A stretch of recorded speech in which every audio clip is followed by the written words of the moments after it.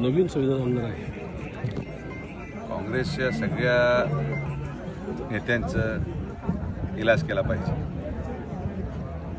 वारंवार पराभव होत असताना ते निराशेच्या तळाला पोहोचलेले आहेत आणि त्यामुळे त्यांची मानसिकता पूर्णपणे खराब झालेली आहे। मला असं वाटतं की मनोपचार केंद्रामध्ये जर काही दिवस यांना पाठवलं तर ते बाहेरून लवकर बरे होतील आणि देशाला एक वेगळी दिशा देण्याचं काम करतील। संविधानाचा विषय आता हा फार जुना झाला। सरकार येऊन जवळपास आदरणीय प्रधानमंत्री नरेंद्र मोदींच्या नेतृत्वाखाली 1.5 वर्ष उलटलेलं आहे। ना कुठल्या संविधानामध्ये बदल झाला, ना कुठल्या संविधानाला धक्का लागला, कारण की भारतरत्न डॉक्टर बाबासाहेब आंबेडकरांच्या संविधानाला आज काय पुढचे कित्येक वर्ष पृथ्वीच्या अंतापर्यंत कोणी धक्का लावू शकत नाही।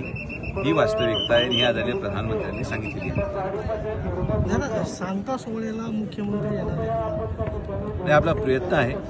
सांगता सभेला माननीय मुख्यमंत्री महोदय यावेत, माननीय पालकमंत्री महोदय तर येणारच आहेत, पण मुख्यमंत्र्यांना आपण विनंती केलेली आहे। आता त्यांच्या व्यस्त वेळामधून त्यांना कसं शक्य होतं, कारण की प्रचंड कार्यक्रम आहेत। आपण पाहत असाल मागच्या 15-20 दिवसांमध्ये अनेक महापुरुषांच्या जयंत्याही होत्या। रामनवमी, हनुमान जयंती, डॉक्टर बाबासाहेब आंबेडकरांची जयंती, प्रत्येक गावामध्ये महाराष्ट्रामध्ये यात्रा चालू आहेत। प्रत्येक देवीची यात्रा, देवाची यात्रा चालू आहे। तर या सगळ्या व्यस्त वेळामधून त्यांना शक्य झालं। निश्चित अकोलनेर गाव पूर्ण जय्यत तयारीने लागलेला आहे। माननीय मुख्यमंत्री महोदयांचा सत्कार करण्याचा विशेषतः हा आनंदाचा उत्साहाचं वातावरण यासाठी पण आहे की अनेक वर्ष स्वातंत्र्यापासून प्रलंबित असलेली साखळी योजना मार्गी लावलेली आहे।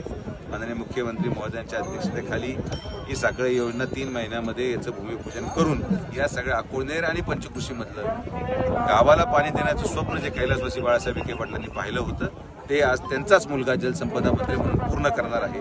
हे या कार्यक्रमाच्या निमित्ताने आपल्याला अधोरेखित केलं जातं। शिर्डीमध्ये जे काही भिक्षेकरी पकडले होते तर त्यांचा मृत्यू झाला नाही, आता जी घटना घडली 2 वेगळ्या घटना आहेत। एक ज्यामध्ये पकडलं गेलं, न्यायालयाला सादर केलं, न्यायालयाने आदेशानुसार विसापूरला रवाना केलं, ती एक घटना आहे।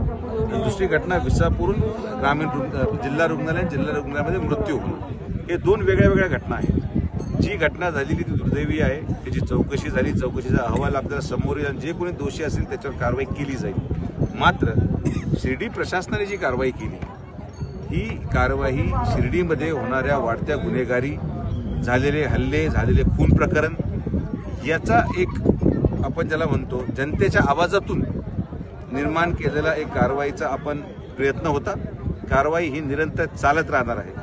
जोपर्यंत समाज सुरक्षित होत नाही तोपर्यंत ही कारवाई शेवटपर्यंत चालत राहील। जी घटना घडली त्या ठिकाणी चौकशी करून जे दोषी असतील त्यांना शिक्षा दिली जाईल आणि जे मृत कुटुंब आहेत त्यांच्याशी मी स्वतः संवाद साधलाय। त्यांच्या परिवाराबरोबर विखे पाटील परिवार उभा आहे।